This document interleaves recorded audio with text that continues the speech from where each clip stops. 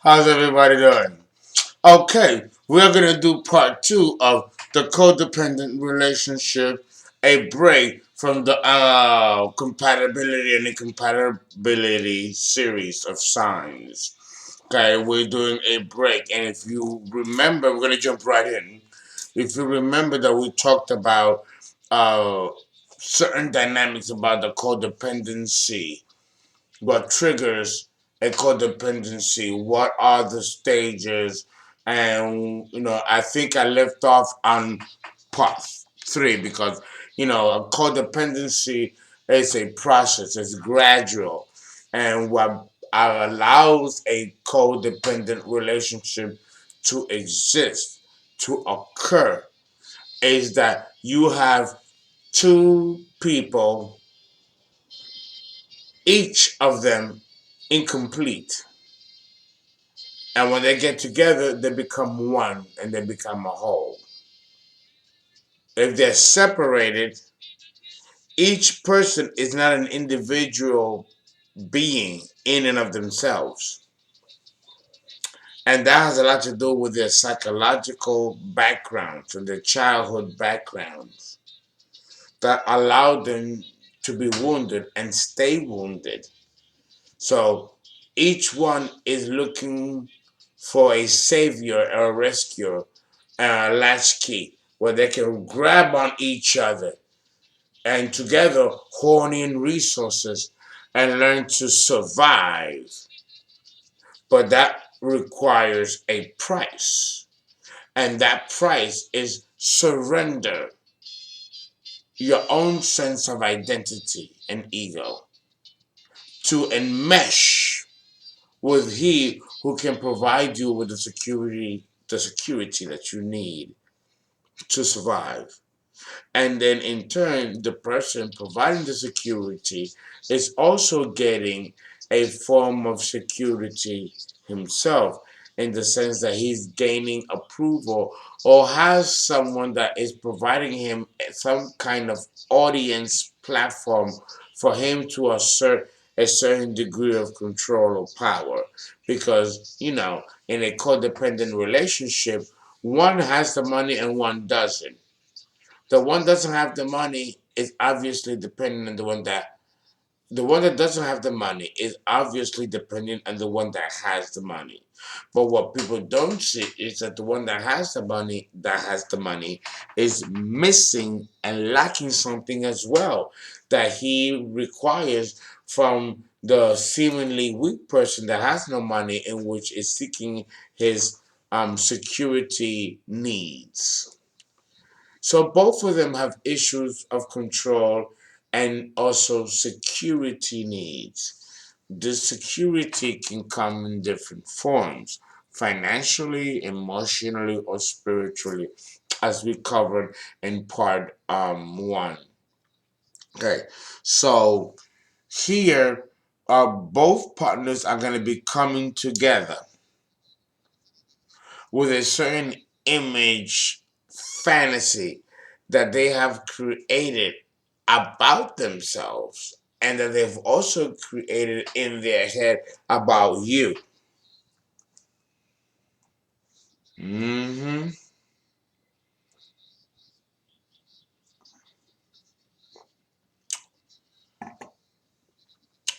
You see, you have to understand that in a codependent relationship, there has to be no safety net and only a one-way bridge. And that one-way bridge will belong to the one that has more to gain by keeping you dependent on him or her. So in a codependent relationship, understand that one partner will be weaker than the other. And this weakness can be financial, can be spiritual, or it can be emotional. Okay? one of the codependent, it's called a codependent relationship, but really, really, really, it should be called codependency. Because even though both are dependent upon each other, there's one of the two that actually has more to gain from the other and has a more stronger hold than the other. And this one that usually has the stronger hold than the other is the one that controls the finances. Because without finance, there's no romance. You know the saying. And when there's no finance, there's no security. There's no present and there's no future. So understand that the threat of a codependent partnership will come in three forms. Okay? Now, both people involved in a relationship like this, okay, will outpicture their inner realities onto the other partner and expect the partner to sustain it. For example, one may have a false sense of self or create a false image about himself in order to protect himself and to justify the falsehood that he has created so that he can become dependent upon the relationship with another. Okay, this false reality could be something like, well, my partner is has a PhD. He has homes in Italy and he's extremely successful and wonderful. And this might not be true of the partner that he's talking about or that she's talking about. But they have to convince themselves that their partner is higher than they are, and which justifies them being codependent upon them or latchkey onto them. See, each partner has to convince himself that he is justified in being in a relationship where he's only required to give 50% of who he is. And that 50% of who he is doesn't have to be all honest. He can give 100% false and not at all show to the partner who he is. But don't forget that like attracts like. The other partner will also behave and operate from the same dynamic. He also will not share of himself and will not present to the table all that he is. Number one, he might not know what that is. He might be that backward and that damaged not to know. So he needs to create a facade. And he needs to convince himself of this facade before he can convince somebody else. So this person is going to come across as aggressive and domineering and alpha. He has to deflect the fact that he doesn't really feel this within himself inside. But he has to pretend and let other people know that he does feel that way. So that his behavior of being controlling and domineering is justified. It's quite insidious if you really think about it. But understand that in a codependent relationship, there is one that will take advantage of the other, and the other will allow that because they themselves are just as crippled and just as threatened of being independent because they may not know what that is because they may not have had that exposure of how to be independent. They may not have the tools to be able to launch themselves into a sphere where they can act independently and develop their own sense of identity outside of anybody else. It might be too much. They might not know. At the meantime, you gotta eat. You gotta survive. So understand that when you have a codependent relationship, not both parties are not going to be as mature as they need to be because if they were, they won't have to depend upon each other to survive. They need to be able to put that focus on the sustainability of the relationship. But both of them coming into the table knowing fully well whom they are and what they have to contribute to make a relationship, a healthy, a healthy relationship work. That requires a know-how. It requires commitment and a dedication to purpose. It helps too if you give a fuck about your partner. You know, are you an opportunist? Are you involved in an opportunistic relationship in which where you're gonna gain and take from somebody else versus putting your fair share? Understand that in a codependent relationship, both partners are afraid to really throw their cards. They don't believe in the deck that they got. They don't believe how effective they can be. Understand that this is a self-worth and self-esteem issue with each individual partner. And both of them don't feel that they have it within themselves to become complete and holistic human beings on their own. They feel that in order for them to achieve a sense of completion from within, before they can be happy with another human being, is that they need to find that part of themselves that they feel is lacking in another person, in another partner. And that never works. No one can complete you but you. Don't come from a partner. A partner is an additive, it's not a solution to a lack coming from within you. That's on you to fix.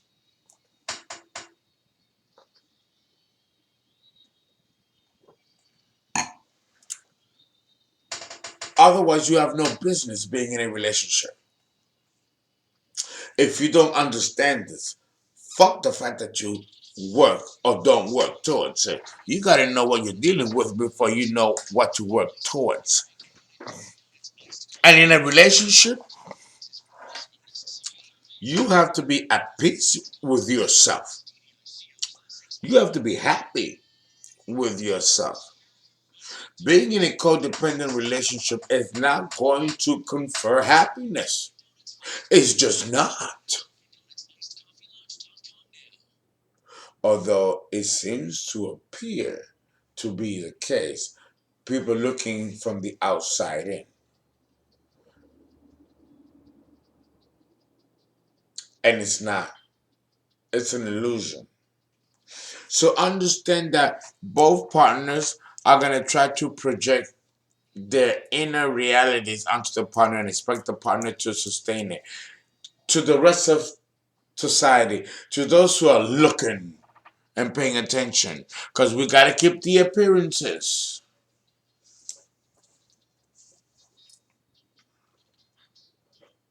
No? I'll picture the inner realities, which could be based on truth, but most often it's not based on truth. It's an overinflation of reality that they have done, that they have created for themselves in order to justify to themselves that they have relevance. Okay, that's only going to buy you so far. It's not going to take you where you need to. You're certainly not going to evolve and become a complete and holistic human being if you stay latchkey to a codependent relationship, which is designed not to allow you to grow as an individual and leave the nest. Because what's keeping you connected to a codependent relationship is fear of leaving the nest and discovering yourself and putting your foot down and being certain that this is the right course of action for you. But strength, I've come to believe, is a gift. Not everyone is born with strength. And strength especially inner strength, doesn't come really easily with a lot of people. To develop inner strength, you gotta go through shit. That's the only way you develop it.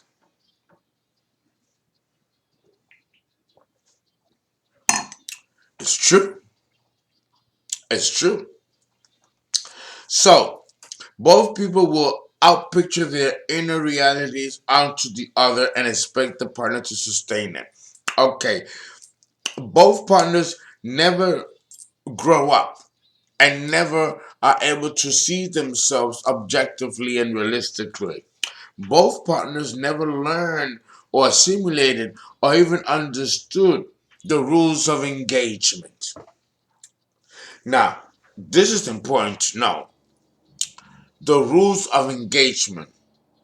The rules of there is a sitcom that is on Channel 11 in New York City. I don't know what Pix 11 is in other states, but there's a comedy called Rules of Engagement. It's old. It's old. It's a syndicated reruns, and I watch it. And you know what? That's a very important sitcom to watch.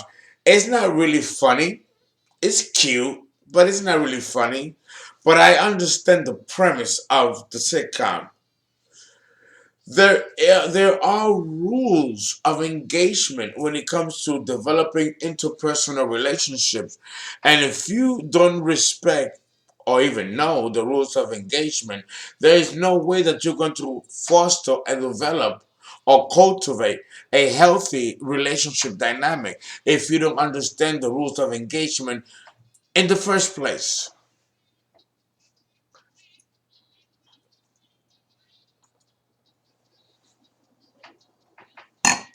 So I think part of the issue is that most people, and this is especially true of young people, they don't understand the rules of engagement. And in order to be successful in a relationship, both personal and interpersonal, you have to understand and know the rules of engagement. And if you don't know, Google rules of engagement and a whole list of rules of engagement when it deals with interpersonal relationship will appear. Because yes, there is a social decorum that needs to be observed when you're dealing with interpersonal relationships, when two people are relating with each other. And there are certain rules that have to be observed and respected.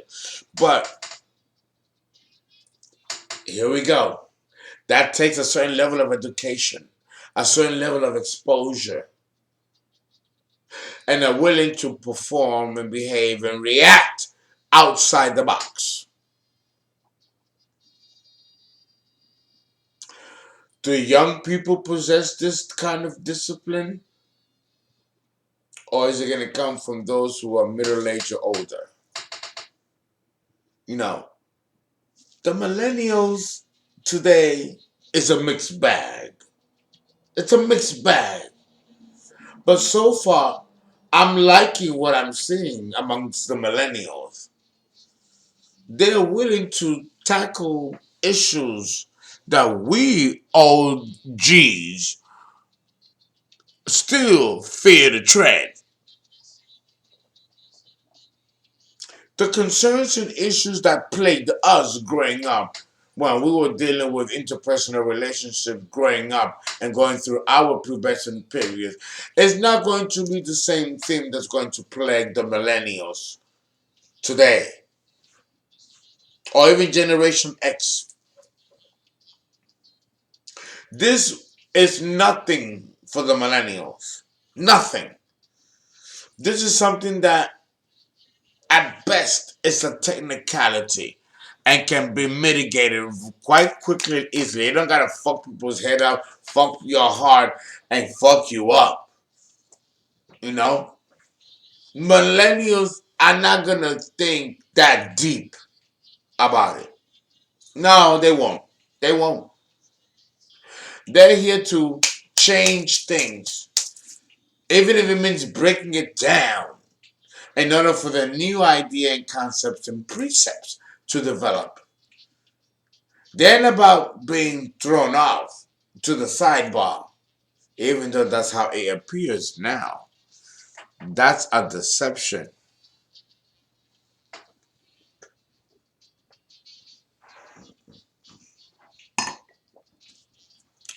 Okay? So understand what we're working with, what we're talking about here. Okay? Um, like I mentioned in part one, it's not about love or being in love. Fuck that. It's about convenience and survival. Two people getting together. It helps if they like each other. They don't gotta love each other.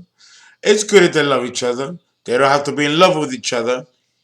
It helps if it can happen. But they're content with just loving each other, respecting each other, and having a marriage or a union of convenience. I can pay the bills. I can provide this. You got the looks. I got the brains. Let's make lots of money. Remember that song? You got the look. I got the brain. Let's make lots of money. That's a song from the 80s. I forgot who wrote it and who sung it and all that stuff. You know. But that's a marriage of convenience. Sometimes people don't feel that they are complete within themselves and that they need another human being as a coenzyme to complete them. I'm not here to judge. There are some people that actually feel that way. But it doesn't have to be that way. I think to feel that way and to act that way it's a choice. It's a choice. And if that's a choice, that's okay. But it shouldn't be a choice motivated because there's no other choice. And because that's how it is. No, that's not how it is. There are always choices to be made. And choices that you make today don't have to be the same choices that you make tomorrow. Choices can change and morph and evolve. No. The important thing is that you got to be true to yourself. If you find yourself in a codependent relationship, understand why you're in that relationship. Learn from it. Take from it something that you can build on and then walk away if it has outdone its usefulness. Okay? Telling you. This projection of an inner reality, which is based on fantasy, can cause a blurring of one's own perspective of the issue at hand.